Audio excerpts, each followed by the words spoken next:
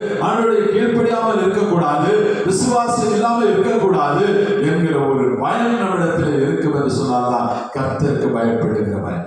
கர்த்தருக்கு பயப்படுகிறவர் மேல் அவர் பிரியமாக இருக்கிறார். அல்லேலூயா. யார் அவருக்கு பிரியமாக இருக்கிறார்களோ அவர்கள் வேண்டிக் கொள்கிறதோ அதை தேவன் அவர்களுக்கு செய்கிறார். அல்லேலூயா, ஹல்லேலூயா, ஹல்லேலூயா. 4 நீதி உள்ளவர்கள் மேல் சங்கீதம் 11:7 இப்படி சொல்லுகிறது. நீதி உள்ளவர்கள் மேல் சங்கீதம் 11:7 இப்படி சொல்லுகிறது. கர்த்தர் நீதி உள்ளவர், நீதியின் மேல் பிரியப்படுவார், அவருடைய முகம் செம்மையானவரை நோக்கி இருக்கிறது. ஹல்லேலூயா. கர்த்தர் நீதி உள்ளவர், நீதியின் மேல் பிரியப்படுகிறார். இன்னும் ஒரு சங்கீதத்தின் ஒரு வார்த்தைகளை வாசிக்கலாம். சங்கீதம் 33:5. சங்கீதம் 33:5 இப்படி சொல்லுகிறது. அவர் நீதியிலும் நியாயத்திலும் பிரியப்படுகிறார், பூமி கர்த்தருடைய காருண்யத்தால் நிறைந்திருக்கிறது. கர்த்தர் நீதியிலும் நியாயத்திலும் பிரியப்படுகிறவர். எது நீதி, எது நியாயம்? கர்த்தரை ஆவியிலும் உண்மையிலும் ஆராதிக்கிறது தான் நீதி, அதுதான் நியாயம். ஹல்லேலூயா, ஹல்லேலூயா, ஹல்லேலூயா.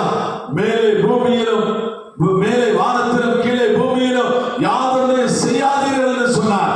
அதன்படி நடப்பதுதான் நீதி. தேவனுடைய வார்த்தையின்படி கீழ்ப்படிதான் நீதி. தேவனுடைய வார்த்தையின்படி, வாக்குத்தத்தத்தின்படி நாம் விசுவாசிப்பதுதான் நாம் நீதி. ஹல்லேலூயா, ஹல்லேலூயா. யார் நீதி உள்ளவர்களாய் இருக்கிறார்களோ அவர்கள் மேல் கர்த்தர் பிரியமுள்ளவர்களாய் இருக்கிறார். அவர்கள் அந்த செம்மையானவருடைய முகத்தை நோக்கி கர்த்தர் பார்க்கிறவர்களாய் இருக்கிறார். ஹல்லேலூயா, ஹல்லேலூயா. பாருங்க, எசேக்கியா ஒரே ஒரு காரியத்தை தான் செய்கிறார். 2 அரசராகமம் 18ஆம் அதிகாரம் 4வது வசனத்தை வாசிக்கிற பொழுது 2 அரசராகமம் 2 ராஜாக்கள்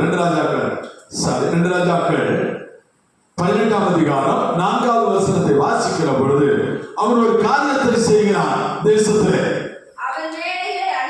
அவன் மேடைகளை அகற்றி சிலைகளை தகர்த்து விக்கிரக தோப்புகளை வெட்டி மோசே பண்ணியிருந்த வெண்கல சர்ப்பத்தை உடைத்து போட்டான்.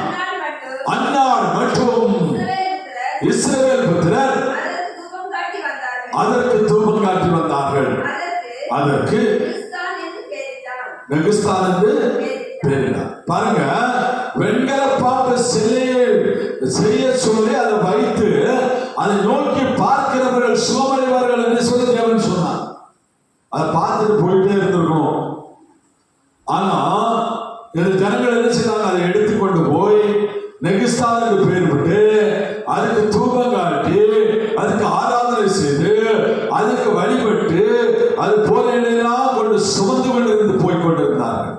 அது அவருடைய தேசத்திலும் இருந்தது, மோசே காலத்தில் இருந்தது, மோசேக்கு பின்வந்த ராஜாக்களுடைய காலத்தில் இருந்தது, நியாயாதிபதிகளுடைய காலத்தில் இருந்தது, எசேக்கியா ராஜாவுடைய காலத்திலும் அது இருந்தது. அதை பார்க்கிறான்.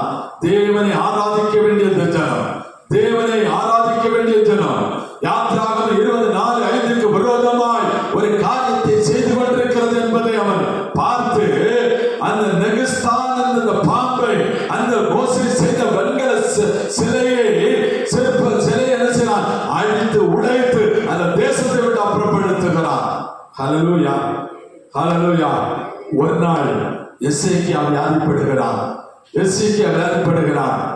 வியாதிப்பட்ட எசேக்கியாவை பார்த்து ஆண்டவர் சொல்றாரு, எசேயா தீர்க்கதரிசி அனுப்பி சொல்லுகிறார், இன்று என்னுடைய வீட்டு காரியத்தை ஒழுங்குபடுத்து, எல்லாம் உயிரிழந்து யாருக்கு கையால் கொடுத்து ஒப்படைச்சிரு.